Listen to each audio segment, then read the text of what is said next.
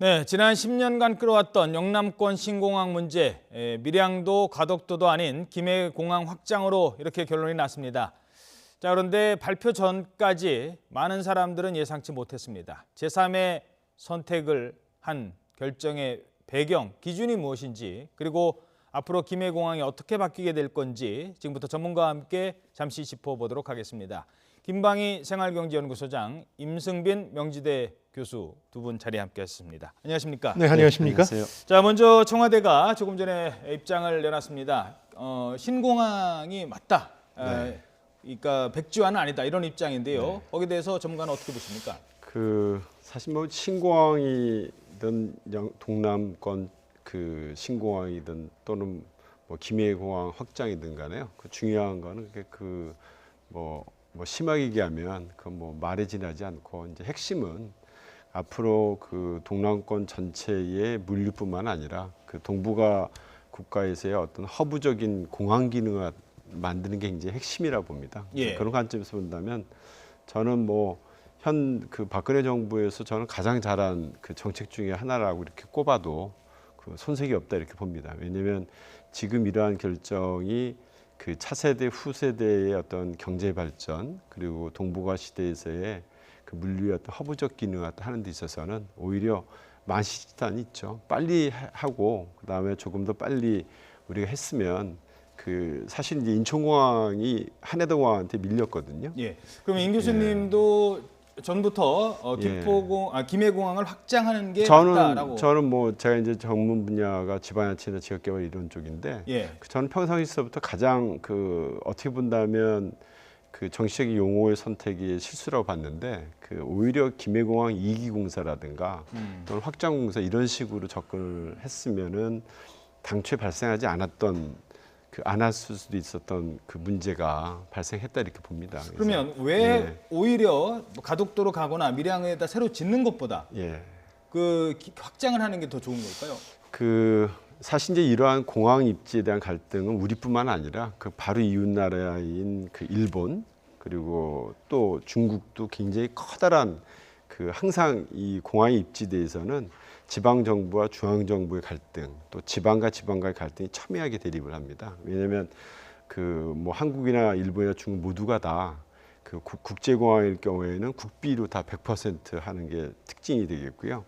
거기에 따라서 기업의 어떤 입지가 발생이 되고 또 그 입지뿐만 아니라 교통 여건이 다시 또 재편이 됩니다. 그래서 지역이 핵심 거점 도시로 육성되는 데 있어서는 굉장히 공항이 중요하죠. 특히 이제 국제공항의 경우에는 왜 한국에서의 국제공항이 중요하냐면 국내 여행객들의 어떤 이용이 중요한 게 아니라 환승이 중요하거든요. 그래서 그런 관점에서 본다면 저는 오히려 빨리 했었어야 되죠. 왜냐하면 경쟁이 지금 많이 일어나고 있거든요. 우리가. 그러면 한 가지만 더 여쭙겠습니다. 그동안 밀양, 가덕도 서로 영남 영북이 갈등할 때 그래도 한쪽에서는 그게 아니라 김해공항을 확장하는 게 낫다라는 목소리는 꾸준히 있었습니까? 있었죠. 있었죠. 언론만 모르고 주민들만 오히려 학술 단체라든가 연구 쪽에서는 계속해서 이 문제 제기했었죠. 왜냐하면 우리가 마이스 산업이라 해서 복합물류 산업이지 않습니까? 그 마이스 안에는 단순히 공항만 있는 게 아니라 철도 그리고 또 항만 또 주변에 연계수송 그렇죠. 연계수송 그리고 심지어는 골프장 또는 컨벤션 센터 그런 관점에서 본다면 부산이야말로 모든 게 다 복합적으로 돼 있죠. 그래서 그런 관점 물론 저는 부산하고 아무 연고지도 없습니다만 그래서 기존의 것을 활용하는 게 가장 적절하지 않았나. 김 소장님은 어떻게 보십니까? 그러니까 김해공항 확장건에 대해서는 또 다른 문제가 제기됐었습니다. 2011년도에 검토가 됐고요. 안전과 소음을 포함한 여러 가지 문제 제기도 됐었고요.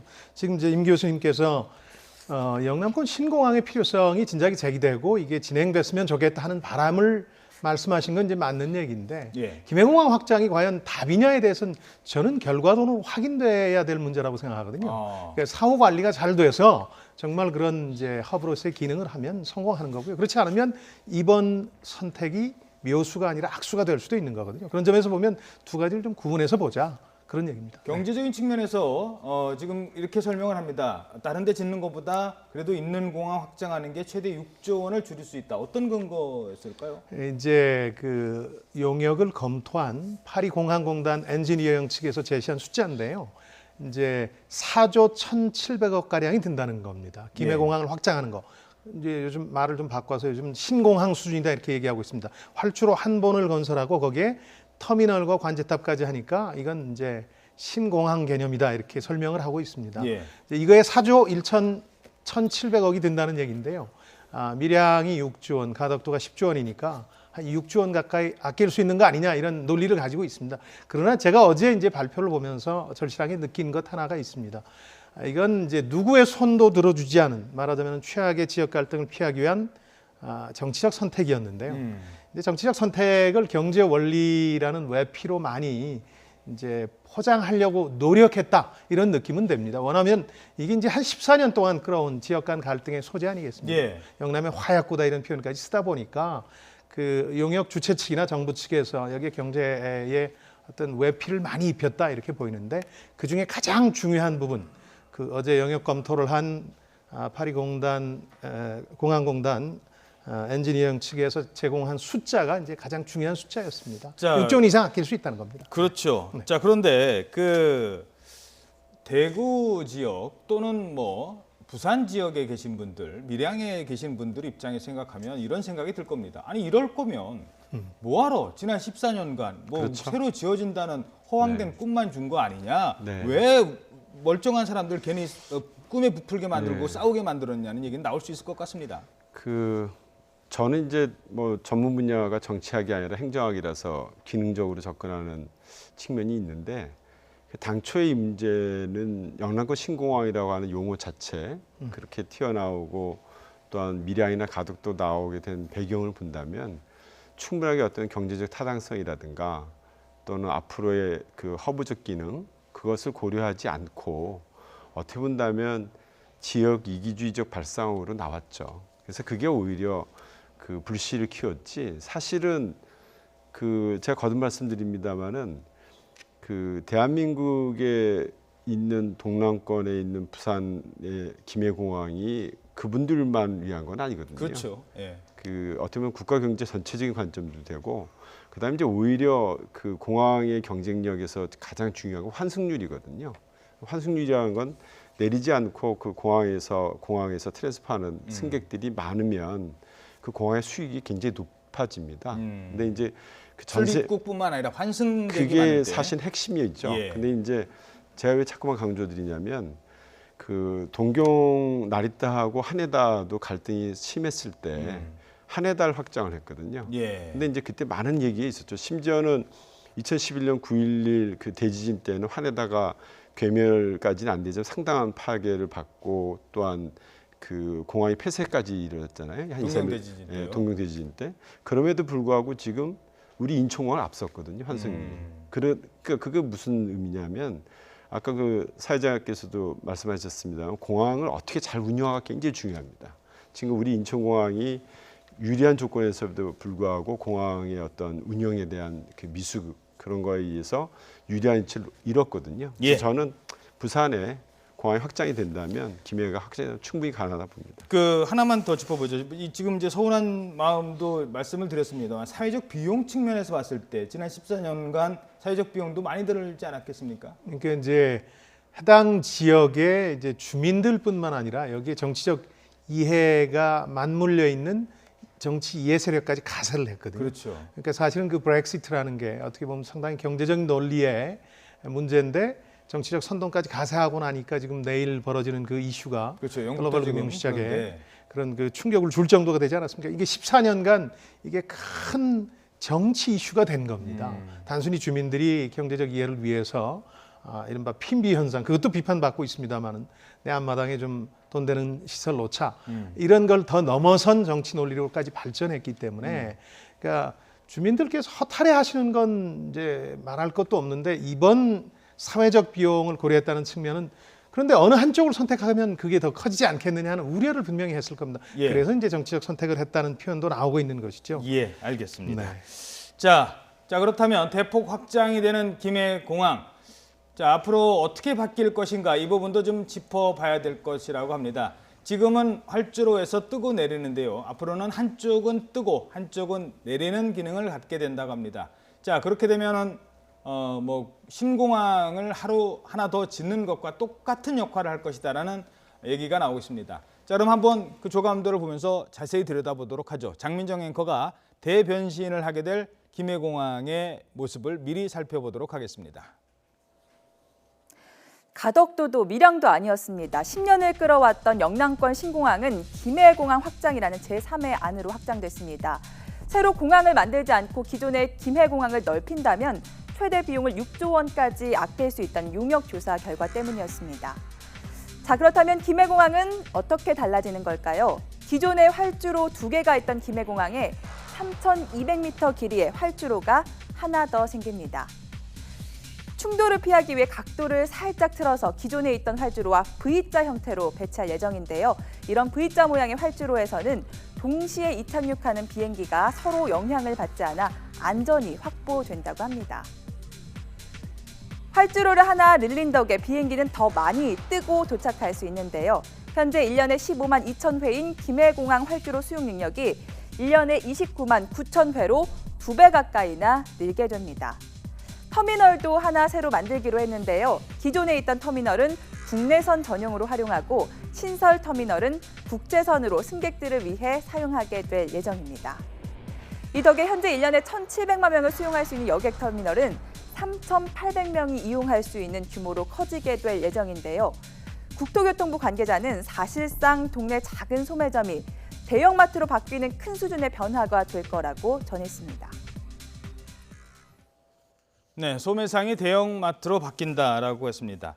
자, 공항이니까 딱 감이 안 오는데요. 지하철역으로 한번 생각을 해보죠. 지하철역이 그냥 여기 기차가 한번 쓰는 역사가 하나 만들어진 것과 정거장이 하나 만들어진 것과 이거 환승역이 하나 만들어진 것과는 전혀 다르지 않습니까? 그렇죠. 호선을 갈아탈 수 있는 곳이 만들어지는 곳. 네. 바로 이제 아까 지적해 주는 네. 게 김해공항을 갈아탈 수 있는 역으로 그렇죠. 만든다. 이런 네. 측면이라는데 좀 더 설명해 주시죠. 그러니까 그 김해공항의 가장 그 유리한 입지는 그 항만과 매우 가깝다는 점하고요. 그다음에 그 KTX의 부산의 그 이용객이 무척 많다는 점, 그리고 주변의 인근에 뭐 사천 비행장이라든지 또는 조금 더 가면 그 여수 순천의 공항이라든지 또는 조금 더 위로 올라면 대구, 포항, 경주의 비행장이라든지 그래서 등등해서 그러니까 허브의 기능을 하려면 서브가 필요하거든요. 근데 그 서브하고의 연계망이 김해공항의 경우에는 그 확장성이 있다는 의미죠. 근데 이제 가장 커다란 단점은 김해공항에 그 바로 그 인접해 있는 그 주거단지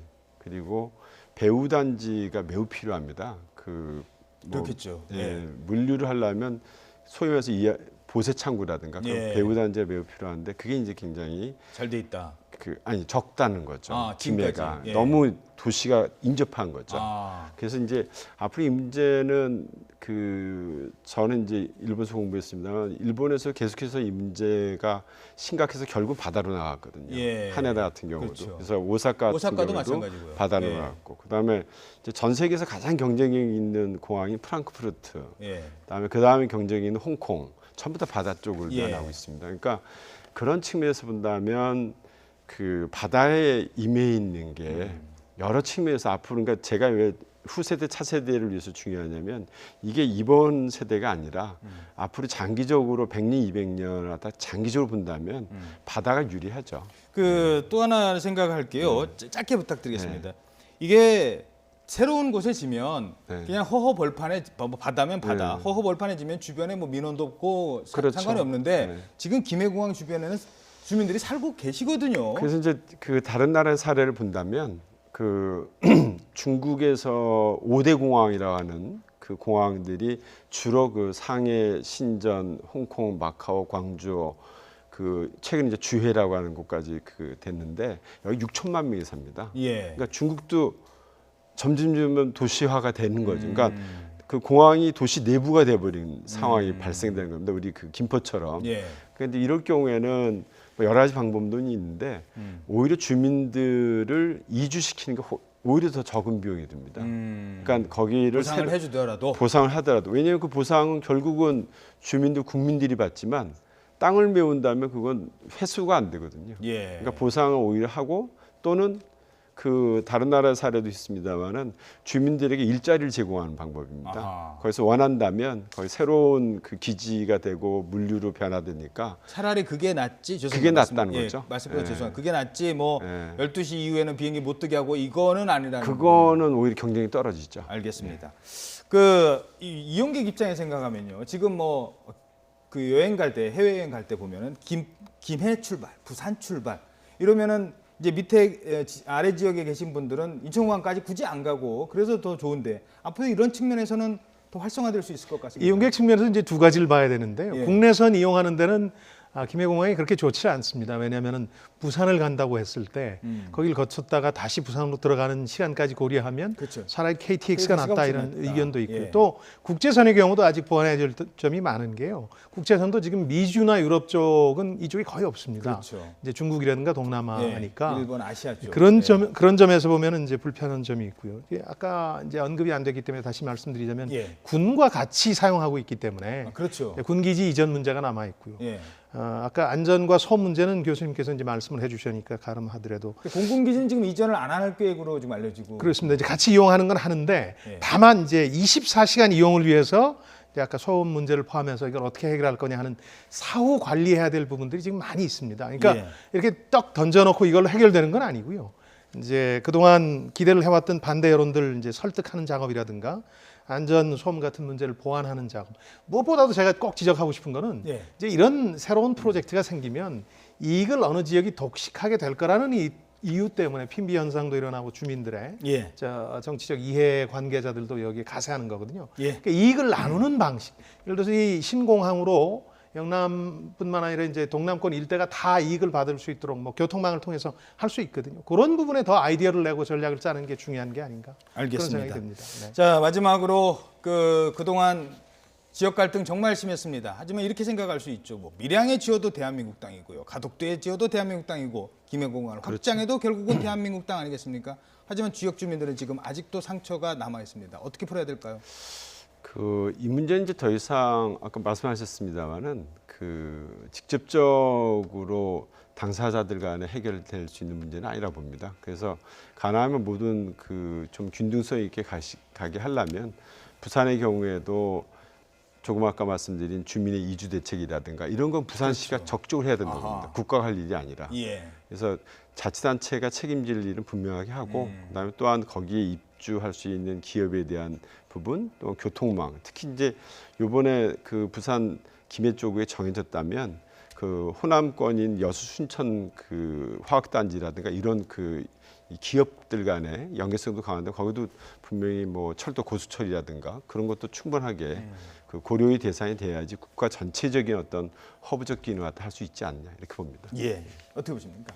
허탈하실 거예요. 사실 유력한 후보지였던 곳 주민들 같은 경우 예. 그분들을 달래가면서 그분들에게 경제적 과실을 나누는 아이디어를 내놓고 사후 관리를 잘했을 때는 이게 이제 그야말로 솔로몬의 지혜가 될 수 있는 건데 이게 제대로 안 되면 정말 악수로 돌변할 수도 있는 거기 때문에 정작 앞으로가 더 중요하다 이렇게 말씀드리겠습니다. 알겠습니다.